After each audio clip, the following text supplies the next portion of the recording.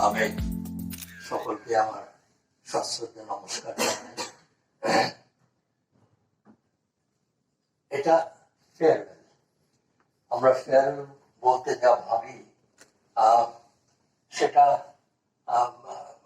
একটু দুঃখের, কিন্তু আমাদের কাছে আজকে মনে হয় যাকে আমরা বিদায় দেব তিনি আমাদেরই লোক, অনেক বছর এখানে কাজ করেছেন, আছেন, সসম্মানে কাজ করেছেন, আমাদের নানা অভিজ্ঞতার সঙ্গে তিনি জড়িয়েছিলেন এবং তার এখানে কাজের স্মৃতি দীর্ঘদিন আমাদের প্রেরণা দেবেন, আমাদের অনুপ্রাণিত করবেন এবং তার জায়গায় যারা আসবেন তারা তার মডেল, তার কাজের ধারা, পদ্ধতি সমস্ত কিছুকেই মেনে নিয়ে সেগুলোকে অনুসরণ করে তার যে ঐতিহ্য সেটাকে বজায় রাখবেন, এটা আশা করি।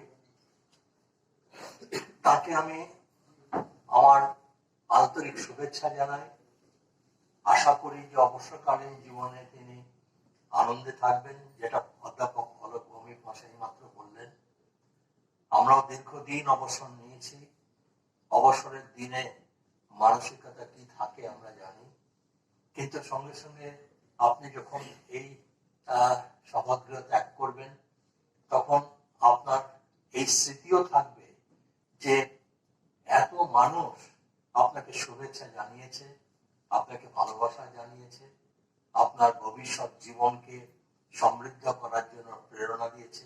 আপনি সমস্ত কিছু নিয়ে নতুন করে অবসরকালীন জীবনযাপন করুন এবং স্বাস্থ্য বজায় রেখে আনন্দে সপরিবারে সমৃদ্ধ জীবনযাপন করুন, এটাই আমার কামনা। আপনাকে আমি অভিনন্দন জানাই আপনার সমস্ত কাজের জন্য এবং আমাদের আপনার সম্বন্ধে আমাদের স্মৃতি থাকবে, এইটুকু বলি। আর বলি যে জীবনে খুব দুঃখ করবেন না, কারণ জীবনের নানা অভিজ্ঞতার মধ্য দিয়ে যেতে হয়। হয়তো আপনি দেখবেন যে অবসরের পর এমন কোনো বড় কাজ আপনার হাতে চলে আসবে যে কাজের জন্য আপনি হয়তো একেবারেই প্রস্তুত ছিলেন না। অনেক বড় আনন্দ আপনার অপ্রস্তুত মুহূর্তকেও সার্থক করে তুলবে। আপনি আমাদের সকলের শুভেচ্ছা গ্রহণ করুন। ধন্যবাদ। এরপর আমি সহমর্মিতাদিকে অনুরোধ করবো। আমি ছোট্ট একটা কথা বলতে চাই, সেটা হচ্ছে যে আজকে সহমর্মিতাদির বিদায় যে আমাদের ডিপার্টমেন্ট থেকে, সেই ডিপার্টমেন্ট শুরু থেকে আর আজকে শেষ হলো, কারণ সহমর্মিতাদির কাছে থেকে কেউ সেভাবে কাজ শিখে নিতে পারেনি। তার কারণ অনেক রকম, কারণ আমি এখন আলোচনা করছি না। আমরা যদি একটা পিরামিড মনে করি, সেই পিরামিডের নিচের তলাটা হচ্ছে সহমর্মিতাদি, এবার তার উপরে ভর করে উপরে উপরে লোক ওঠে, কিন্তু সেই জায়গাটা আজকে বিচ্ছিন্ন হয়ে গেল। দ্বিতীয় কথা বলছি, সহমর্মিতাদি 8খানা গ্রন্থের রচয়িত্রী। তো আমার মনে হয় যে এই যে এত বছর সহমর্মিতাদি থেকে গেল, এই যে সোসাইটিকে ভালোবেসে নিজে থেকে সবকিছু কাজ, সবাই বলেছেন কিরকম ধরনের কাজ উনি করেন। আমার এটা অনুরোধ যে সোসাইটি থেকে যদি ওনার একটা বই বার করা হয়, সেটা হয়তো ওনাকে যোগ্য সম্মান দেখানো হবে।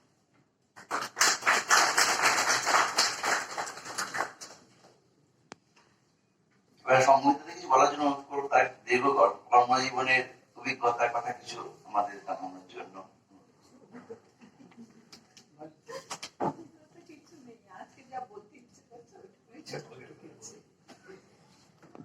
আজ প্রাচ্যবিদ্যার পীঠস্থান তথা সারস্বত সাধনার কেন্দ্রভূমি দি এশিয়াটিক সোসাইটি গ্রন্থাগারে প্রায় দীর্ঘ 34 বছর কাজ করার পর কর্মজীবনের শেষ দিনে এসে পৌঁছেছি।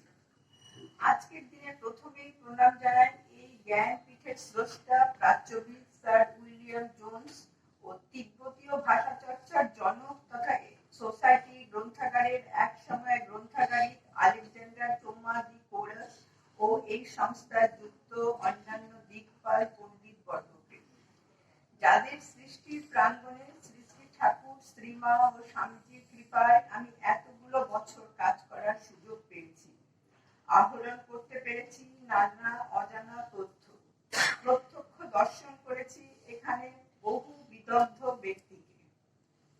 তাই এমন ঐতিহ্যপূর্ণ সংস্থা থেকে অবসর নেবার সময় আজ মন কিছুটা হলেও ভারাক্রান্ত।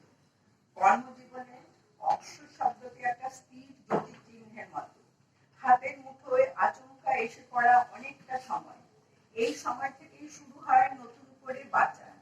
অবসরের পরেই শুরু হয় জীবনের দ্বিতীয় পর্ব, চেঞ্জ অফ ওয়ার্ক, অর্থাৎ কাজের পরিবর্তন। একটা কথা মনে রাখা দরকার, মনে কোনো অবসর নেই। কোনো মানুষ সারা জীবন কর্মক্ষম থাকতে পারেন, আবার কারো কারো ক্ষেত্রে অবসরের আগেই কাজ করার মানসিক ক্ষমতা চলে যায়। সেই অবস্থাটাই কিন্তু মারাত্মক। সেই জন্য নিত্য নতুন চিন্তা ভাবনার সঙ্গে যুক্ত থেকে এগিয়ে যেতে চাই। স্বামী বিবেকানন্দের বাণী মনে রেখে পথ চলতে চাই। Loyalty to the organisation is loyalty two god. প্রতিষ্ঠানের প্রতি আনুগত্যেই পূজা। এতদিন এই প্রতিষ্ঠানে থেকে যা শিখেছি, যা হাতে কলমে প্রয়োগ, তা হাতে কলমে প্রয়োগ করতে চাই। প্রতিষ্ঠান আমার কর্মের সাধনা, চিন্তার ভাবনার উন্মেষ ঘটিয়েছে। এই প্রতিষ্ঠান আমাকে শিখিয়েছে প্রতিদিন কিভাবে আরো গভীর গবেষণার কাজে ডুবে যেতে হয়। শ্রী শ্রী রামকৃষ্ণের উপদেশ, যতদিন বাঁচি ততদিন শিখি। মনে প্রাণে গ্রহণ করে শেখার ইচ্ছেটাকে বাঁচিয়ে রাখতে চাই, এর পরিধির ব্যাপ্তি চাই। শুধু তাই নয়, ওয়ার্ক ইজ ওয়ার্শিপ, প্রত্যেকটা কাজই পুজো। জ্ঞানের বিকাশে আত্মার বিকাশ ঘটে। দৈনন্দিন গবেষণাধর্মী কাজের মাধ্যমে এখানকার গ্রন্থাগারে পাঠরত প্রাজ্ঞ ব্যক্তিদের জ্ঞান সাধনায় আত্মনিয়োগ করতে চাক্ষুষ করে ধন্য হয়েছি। আজ নিজেও এই শ্রেষ্ঠ পথটিকেই বেছে নিতে চাই। শ্রীশ্রীমা সারদা দেবীও বলেছেন, কাজ করতে হয়, বসে থাকলে বাজে চিন্তা আসে। দৈনন্দিন জীবনে ভবিষ্যতে আমার যোগ্যতা অনুযায়ী আরো বেশি কাজ, গবেষণা কাজে বিশেষত করে প্রতিষ্ঠানের প্রতি আমার আনুগত্য প্রকাশ করতে চাই। I will like to die in a harshness. কাজের মাধ্যমে জীবন শেষ করতে চাই। সব শেষে বলতে চাই, এতক্ষণ আমার সহকর্মী বন্ধুদের এত ভালো ভালো কথা ও আত্মপ্রশংসা শুনে আমি ধন্য, অভিভূত। আমার প্রিয় সহকর্মীদের ছেড়ে যাওয়ার দুঃখটা যদিও এতদিন পর, আজ কোন বনেগা ক্রোড়পতির দৌড়ে হট সিটে বর্তমান কর্তৃপক্ষের সঙ্গে এক সারিতে বসতে পেরে ক্রোড়পতি না হলেও লাখপতি প্রাপ্তিটুকুতে কিছুটা হলেও প্রলেপ দিচ্ছে। সশ্রদ্ধ প্রণাম জানাই উপস্থিত কর্তৃপক্ষকে, জ্ঞানী গুণী জনকে। ভালোবাসায় ভরিয়ে তুলতে চাই আমার প্রিয় সহকর্মী বন্ধুদেরকে। অবসর জীবনে নতুন প্রযুক্তির দৌড়ে মুঠোফোন, দূরাভাষ, ইমেলের সুবাদে সম্পর্ক, যোগাযোগ থাকবে অদ্ভুত। সঙ্গে আছি, সঙ্গে থাকবো, অলওয়েজ ইন টাচ। এই আশা ভরসা তার ভারাক্রান্ত নয়, নতুন পথের সূচনা।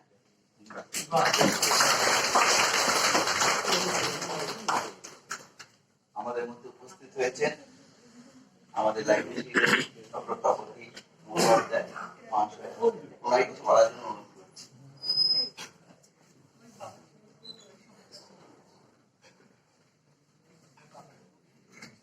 কালকে আমাদের ঘরোয়া সভায় যেটা বলেছি সেটা বৃহত্তর সভাতেও আরেকবার বলি, যে কিছু কিছু লোক থাকে সংসারে, তার সঙ্গে পরিচয় অপরিচয় যাই থাক না কেন, তাকে দেখলেই মন ভালো হয়ে যায়। সঙ্গমিত্রা হচ্ছে সেই রকম একটি মানুষ। আর তার ইউএসপি কি বলুন তো? সুন্দর চেহারা, তার চেয়েও সুন্দর শাড়ি, আর তার চেয়েও সুন্দর ঝকঝকে একটা হাসি। এই তিনটে মিলে যদি কিছু হয় তবে সেটা হচ্ছে লাইব্রেরি সঙ্গমিত্রা। এবং এটা আমার ত্রুটি বলতে পারেন, অনেকদিন পর্যন্ত এখানে আসার অনেকদিন পর্যন্ত সঙ্গমিত্রাকে আমি মানে সঙ্গমিত্রার নামটাই আমার মনে থাকতো না, আমি ওকে ডাকতাম মহাশ্বেতা বলে। এখন আমাদের জিএস মশাইয়ের কাছে খুব অস্বস্তিতে পড়েছিলাম। আমি বললাম যে এরকম মহাশ্বেতা আর অমিতা এরা আছে। উনি অনেকক্ষণ তাকিয়ে আমার দিকে বললেন, মহাশ্বেতা বলে তো কেউ নেই, আপনি কি সঙ্গমিত্রার কথা বলছেন?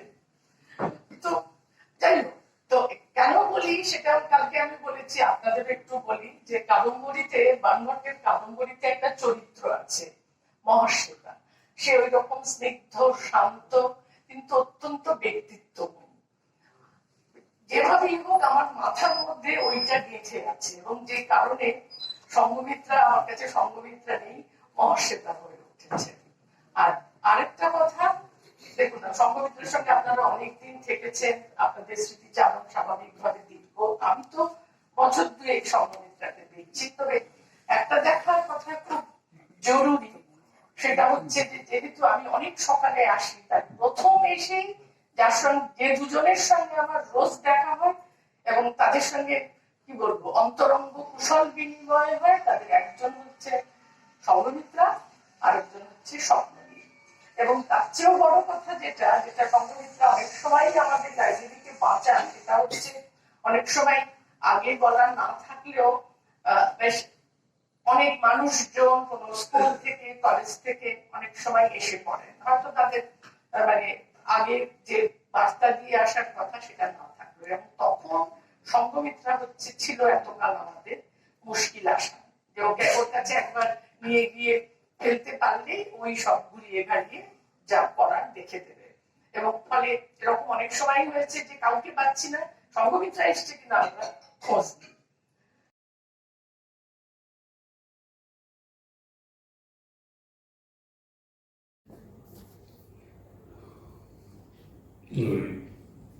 শ্রীমতী মায়া চৌধুরীর কন্যা ডক্টর শঙ্কমিত্রা চৌধুরী, তিনি প্রাক্তন সহকারী গ্রন্থাগারিক ছিলেন এশিয়াটিক সোসাইটির। আমাদের রিসার্চ ইউনিটের সাথে যুক্ত অনেকগুলি বই লিখেছেন। ঠাকুরের মায়ের স্বামী চিকিৎসকদের কথা লিখেছেন, জানেন আপনারা। এইবার একটি বক্তৃতা, এবার একটি বই লিখেছেন নতুন, সমাধির দিব্য লোকে, শ্রীমা সারদা। বইটি একটি অভিনব উপস্থাপন। আমি মহারাজকে অনুরোধ করব এই বইটি আজকে প্রকাশ করব।